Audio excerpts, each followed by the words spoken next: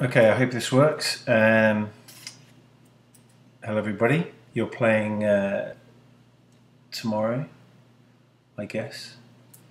This is Friday evening. I'm in my kitchen in Toronto, and you guys are in South America having a great time. I do very much wish I was there.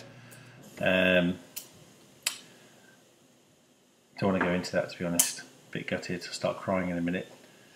So I'm just going to run through the squad for the first test as given to me by Mr. Winokur, and say a few words about everybody. Starting from the very top, number one, this is a guy who I first met at the Scrum Camp pre-World Cup in BC, and all I knew was that Ontario had loaned him out to another province, and in that time he'd made huge inroads, huge improvements. We were very lucky to get Tom back for the CRC last year, and I know Tom was gutted not to go to the World Cup, as was Mike and Dan and Doug and Brett and a lot of people, but Tom pretty much took it on board to prove them wrong, and from the first game in the CRC, he made an impact. By the last game, when we sort of sealed the championship, Tom had improved in every game. In fact, in the last game, I thought he was our best player, and it was by far the best game he'd played for the Blues, which was awesome. You know, huge potential for the next World Cup. Big, strong guy. Got mistaken for Jordan Wilson-Ross once when I showed somebody a photo of Jordan with the McTeer Cup on his head, which is a worrying thing, to be honest, Tom, but there we go. Number one, Tommy D. Pause it now, Coco, so you can do all the presenting while I get ready for number two. Okay, number two. Mike Pletch is to have come from the injury he had last year to really becoming like an integral part of the team was brilliant, to be honest. And I think a lot of younger guys in the squad probably look at what he's done as a real pointer as to what you can do if you set your mind to it. I mean, Kyle Armstrong is another player who's came back from a really bad injury, and I think he probably took a lot of heart from what Mike's done, and that's testament to Mike's love of the game, his sort of, I don't know, just intense and mature approach to rugby. You know, it's brilliant, and if you want a team of leaders on the pitch, you know, Mike sort of sums that up. He I believe maybe captain today, and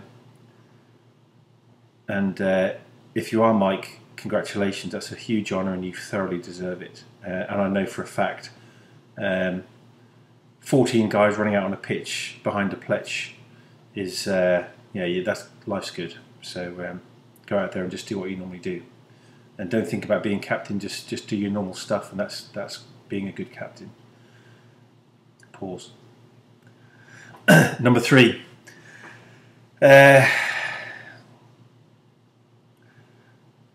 When you take a squad away as far as South America, or even Calgary, or Newfoundland, or Vancouver, having someone like Doug Waldridge on board is fantastic. That's what touring is all about, to be honest.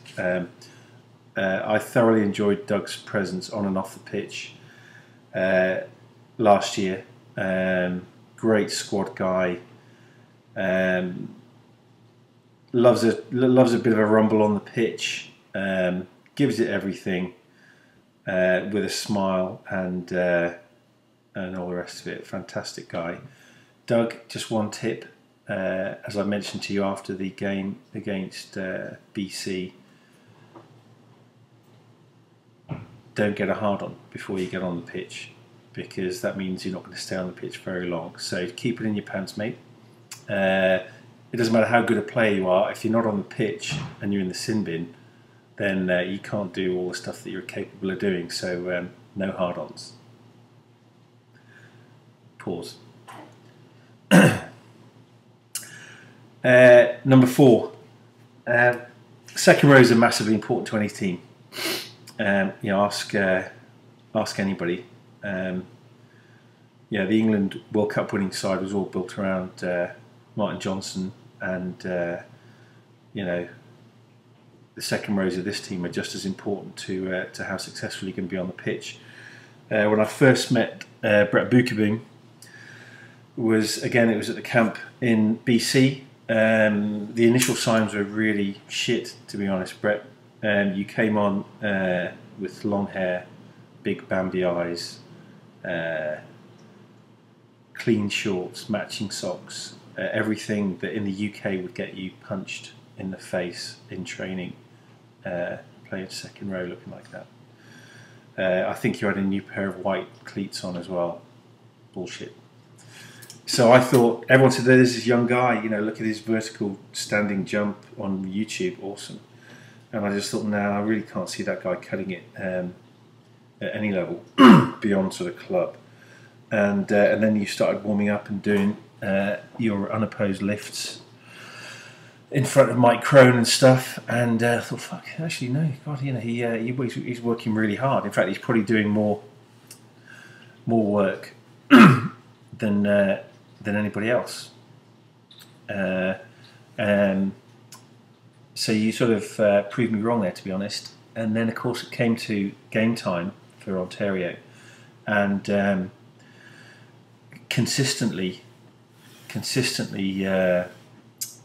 reliable and doing everything that you're asked to do. In fact, I don't know if the rest of the squad know this. They may do, they may not, but I'm going to tell them anyway. At the end of the season, when we won the CRC, each province was asked to name or nominate one player from their own province as being put up for the CRC Player of the Tournament. And although you didn't win it, guys, Brett was the Ontario nominee for that award, because across all the games, Brett played every minute and played very, very well in every minute, and was as important as any man in the squad in terms of us winning the McTier Cup. So Brett, you totally proved me wrong.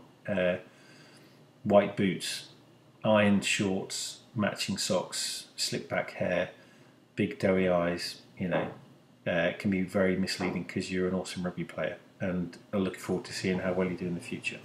So just go out there and prove the South Americans quite how good you are on the international stage. Pause. 5, Luke Tate. Luke, I've never seen Luke play, to be honest. I've only met him once, and my first impressions, unlike those of that I had when I met Brett, I thought, met Luke Tate, thought, big fuck, fucking. Why don't Canada have more of these big fuck off units in the second row? And he looks like a professional second row. And from everything I've heard, Luke, you don't just look like an awesome second row. You're a big unit with a really rock solid technique and attitude, and to be keeping someone like Scotty Dunham on the bench speaks volumes. You don't misplace someone like him from the side unless you're pretty damn good. So just go out there and do your stuff. I know the coaches have viewed your addition to the squad from last season as a massive plus. So go out there and do it. 6, Tyler Ardren. Young, great sevens player, phenomenal athlete, plays beach volleyball, good at everything, nice guy, good looking. fucking hate him.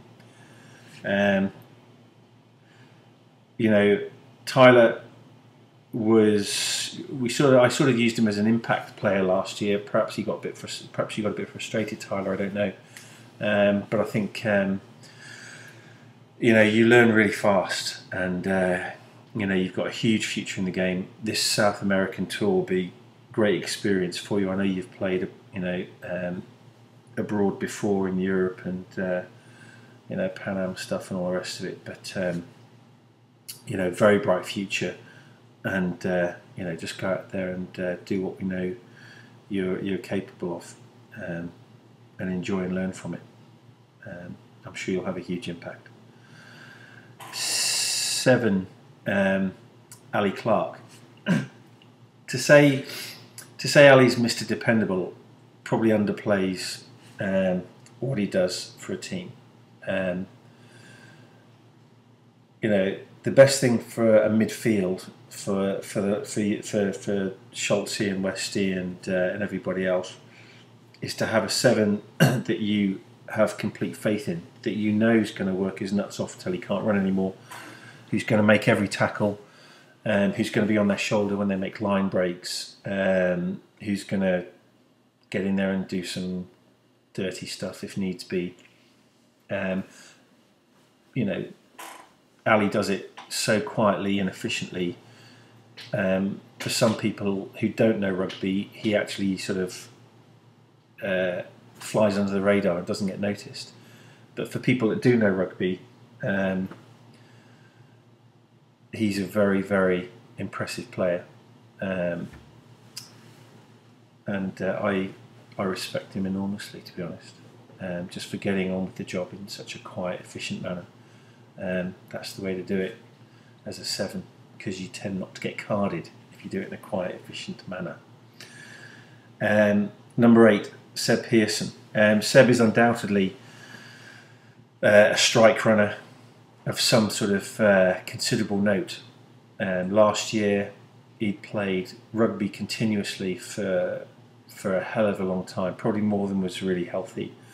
And you know, we kept relying on Seb to get over the gain line, to do the hard yards, and put himself about. And I think that's probably why he loves, you know, why he plays rugby.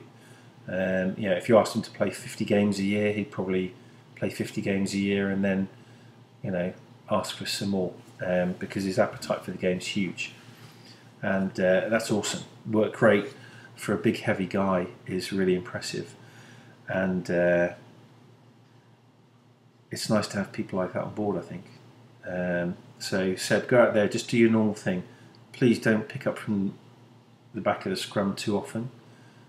You'll get yourself hurt, and you know, Lawrence Delalio did it too much because he wanted to basically carry the team by himself, and you don't need to do that. You know, spread yourself a little bit thinner. Don't spread yourself too thin, sorry, and just, you know, pick your moments to do something, and you'll be awesome. 9, Kyle Armstrong. Kyle, when I heard about Kyle a lot before I met him, because everyone in Rugby Canada, from the medical staff to the management, when I was over in BC, basically put me under a lot of pressure to make sure that Kyle didn't get injured. So I promised them we'd protect him and waste of time. And Kyle is the sort of 9 that throws himself into defence, throws himself into running with the ball. And you sort of got used to the fact that your injury was not something to be worried about. And that's the only way you can play, to be honest. And you know, you started the season well, without a huge amount of confidence, either in your own ability to overcome your injury, and also in your own ability. You know, you were constantly asking me, what do you need to do to improve? That's great. but it does show that you really were worried, and you had no need to be as the games went on. You had a good game against the Prairies, first game, and you grew from that and finished the season really strongly. And I think probably you're going to just take it from there. You know, still very young, but with your kicking ability, with your decision making, with your management of your forwards, you really have everything there, Kyle. And just put it on the pitch, and it'll be happy days for everybody in front of you and behind you. 10, Liam Underwood. There is, for an old guy like me, for an old fat guy, I'm injured and I've put a 1.5 stone on since you guys probably saw me last. To see a young guy like Liam sort of settle into a senior squad that's great. That's great. And for Liam to make a start at 10, you know, you thoroughly deserve it, and you're an exciting player, and that's the way the world's game is going now, because defences are so good. You need somebody at 10 who can ask questions of a defence, and I think your approach to the game, because you're pretty fearless, because you don't really know anything else. You're not scared of anything, so you try it all, and and you and Conor McCann are two of the brightest lights in rugby in Canada, and this whole experience should be really cool. So go out there and just blow them away. Just try stuff. Go for it. If Silver's going nuts now, by the way, and says stick to the game plan, tell him to fuck off. 11, Ryan McSween. Now, Ryan,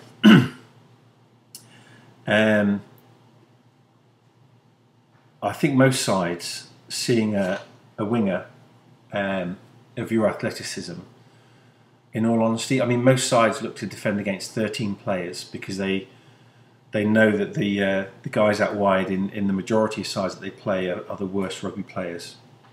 But you are so much more than just a winger who's quick. You can play centre. You can run round people. You can run over people. You can run through people. And the only thing that holds you back is your own self-belief. Okay. But if I was in the midfield, I would want to give you the ball as often as possible and then just play off you, because I know you're going to give us the ball back. And for forwards and for centres, getting the ball wide, knowing that the guy's going to give you a good ruck situation is, and also carry the ball on through contact a little bit so you get a bit of time to catch up with him. That's what wingers that should do. So and you do it very well. So it would have been nice if I was 20 years younger and could have played inside you and then behind you, trying to feed off the ball that you can give your team back. 12, Schultze. Now I know this sort of seems weird because Schultze wasn't with us last year, because obviously he was with the national side at the World Cup. But Schultze, I think, and Winnie Kerr will back me up on this, I think Schultze was the first Blues player I met at Burlington Touch in the Dome. So there you go, Schultze, first guy I met. And I just saw him play a bit of touch, shook his hand. He nearly broke my hand in that handshake, and I thought, fuck, there's a centre who's bigger and fucking stronger than most others, and it sort of impressed me from the get-go. And I've never seen you play 15 aside live on a pitch. I've watched you on TV and stuff, Schultze, but I would love to see you play live, because you get a real sense of the physicality that you bring to the game live, and I would like to see that. And as a 12 myself, I know how important a good 12 is. That's why I was pretty disappointed to most people that I played with. But having a good 12 is, for a back row, it's fantastic. And I know that Tyler and Ali and Seb will enjoy trying to keep up with you when you make your line breaks. That's a real carrot to put in front of a back row to see if they can keep up with you. So yeah, go out there, make yards, and show the South Americans who think they like a really physical game what a running physical game is all about, because I know that's your meat and potatoes. 13, Dan West.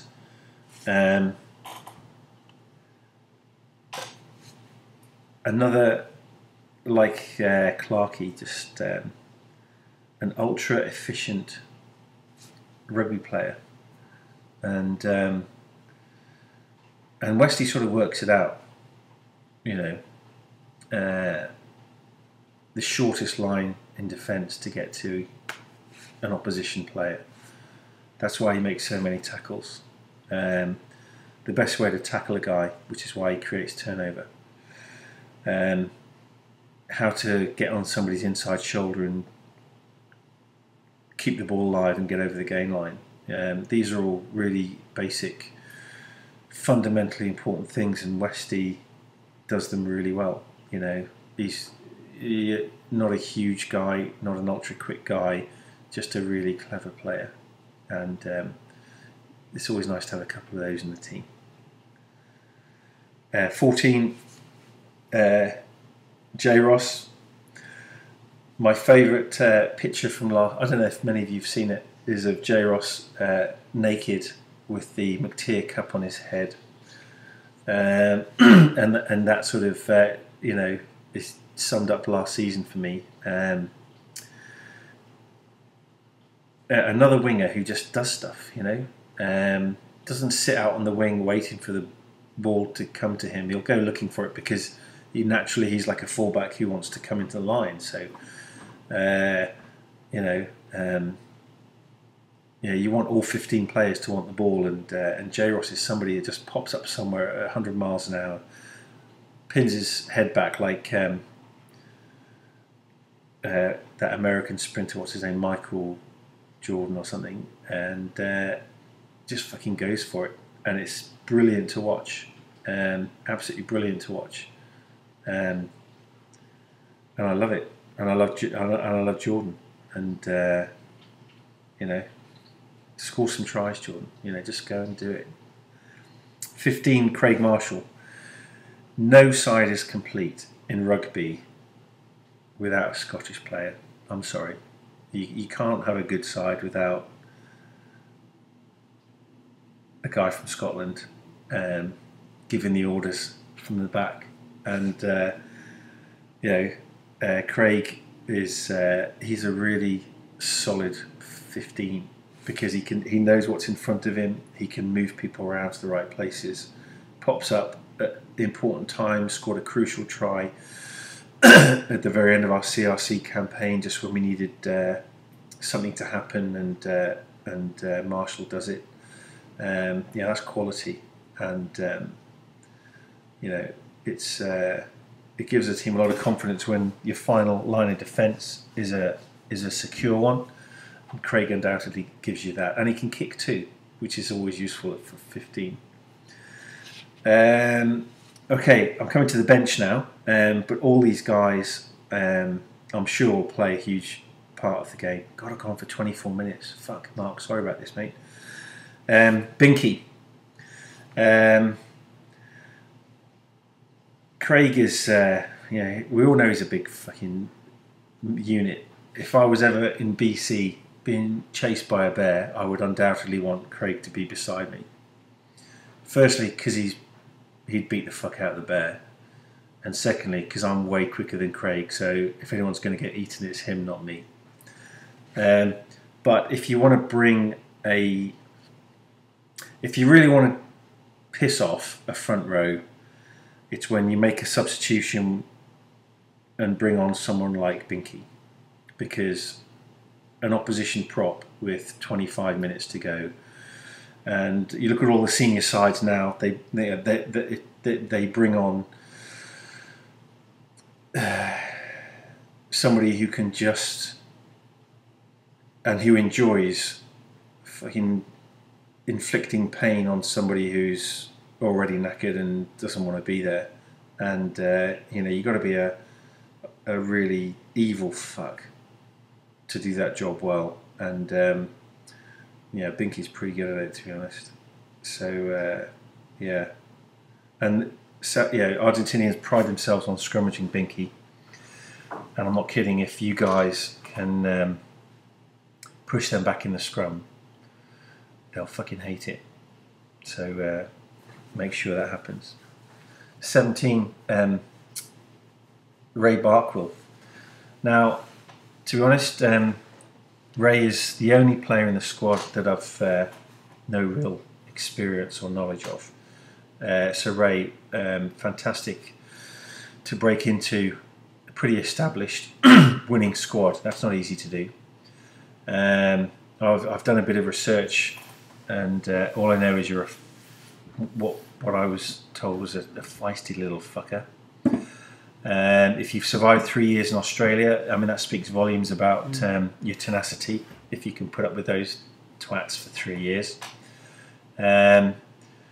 So I look forward to seeing how you perform on the game film. But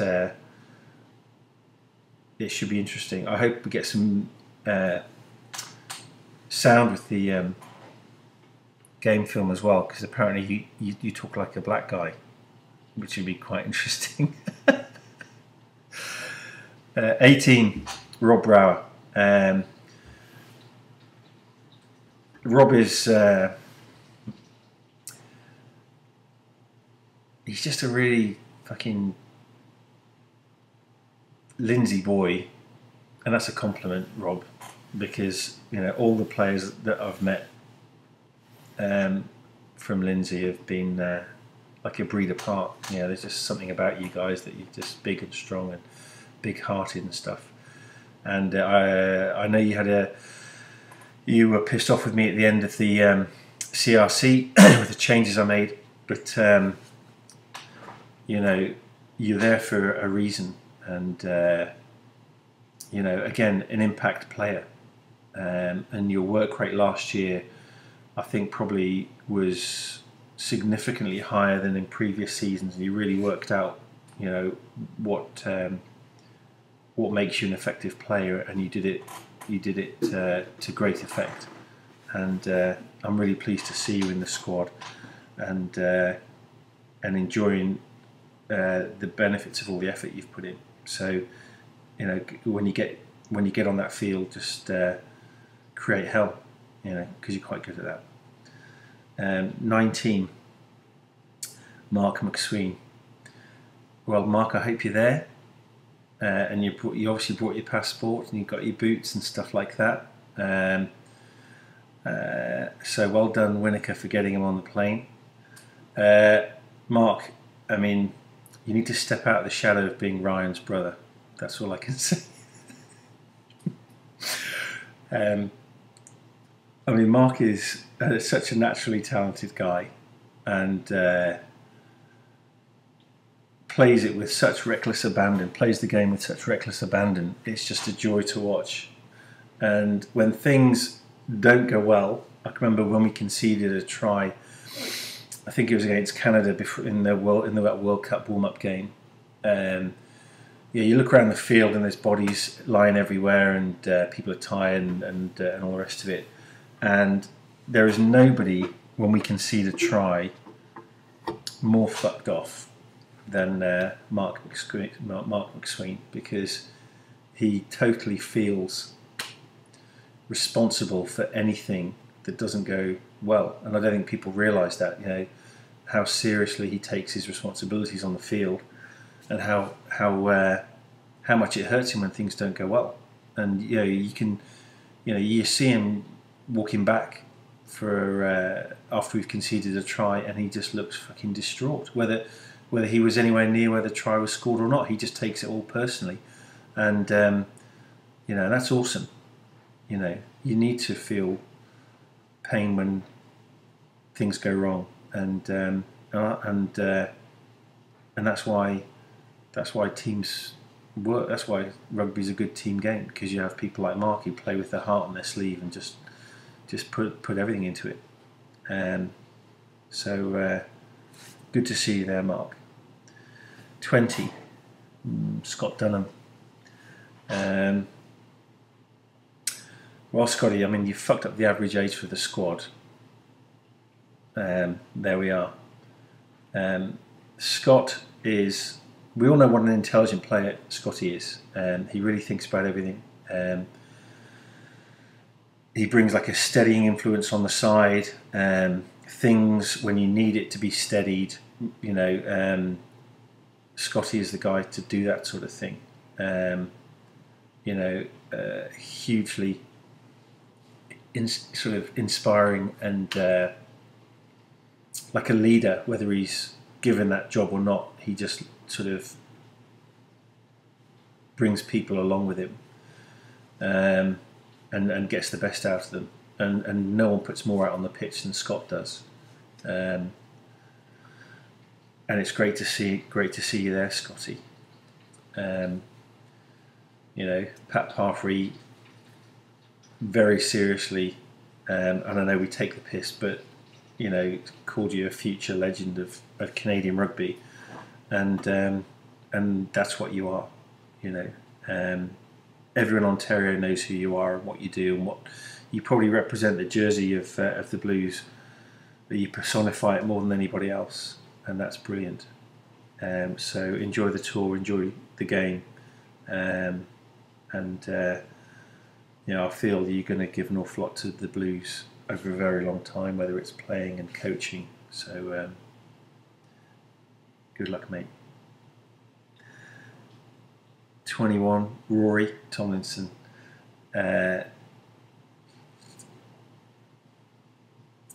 Makes the side a lot better looking, let's be honest, Rory. Well, both Tomlinsons do, because it's a pretty ugly bunch of fuckers, to be fair. Rory has worked really hard.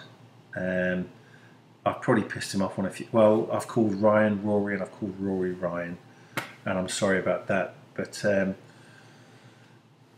you know, without grabbing the headlines at any stage, you sort of did a lot for the squad last year, both in your sort of attitude in training and your enthusiasm and stuff coming onto the field when you got the chance to last year. Yeah, this should be a huge opportunity for you, Rory. To be honest, you know, every time you get on the field, you know, it's a real chance for you to really grab people's attention, because you've got a really bright future in the game. 22, Ryan.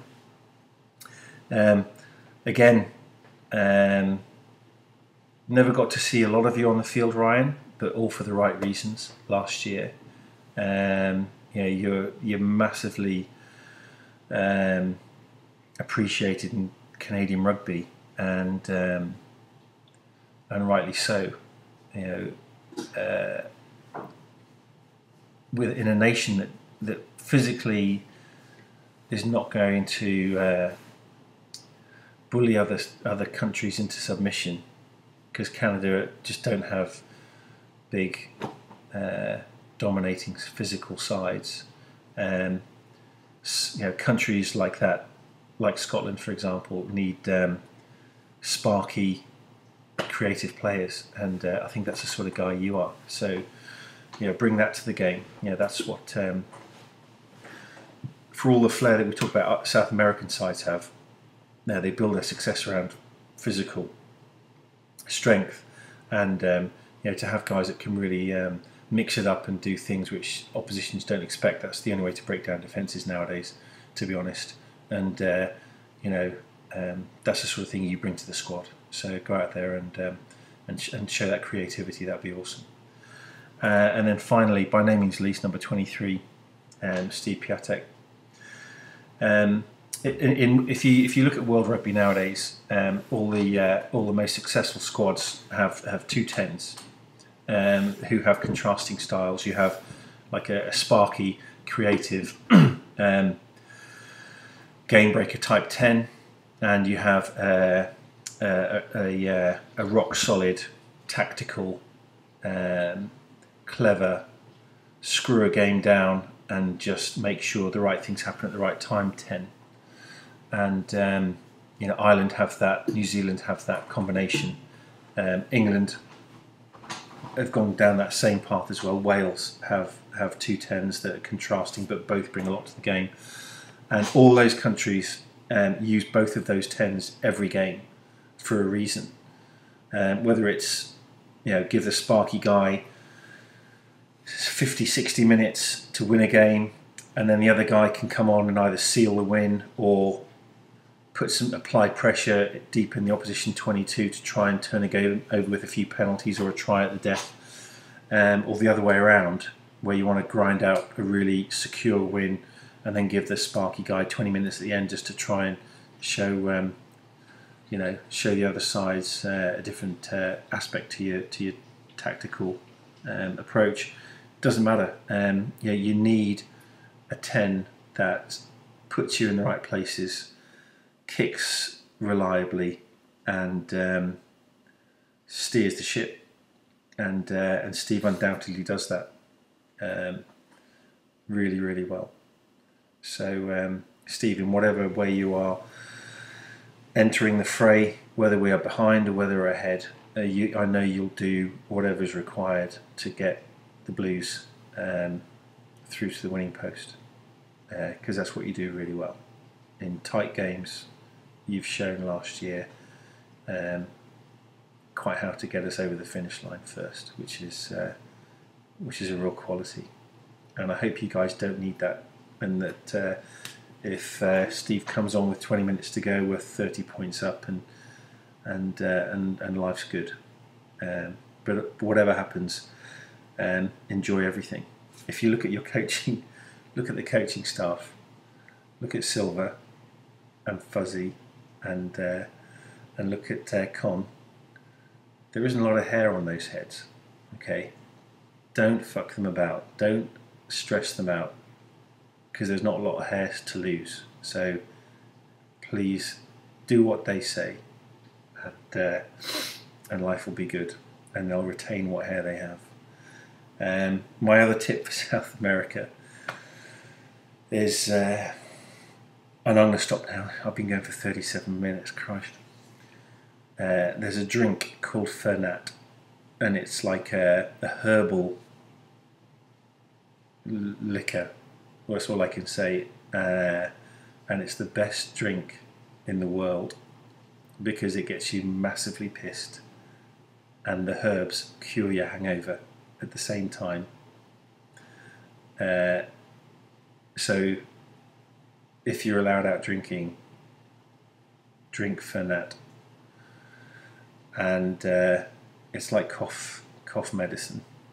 So drink it with Coke, and then it's like cough medicine with Coke. So it's not quite so bad. But that's my top tip. I look forward to watching you guys succeed down in South America. I very much hope you all individually perform as well as you can, and do your coaches and your off-field crew proud, as I know you will. And I wish I was there, and I miss you all very much. So good luck, and game on. Press find the stop button now.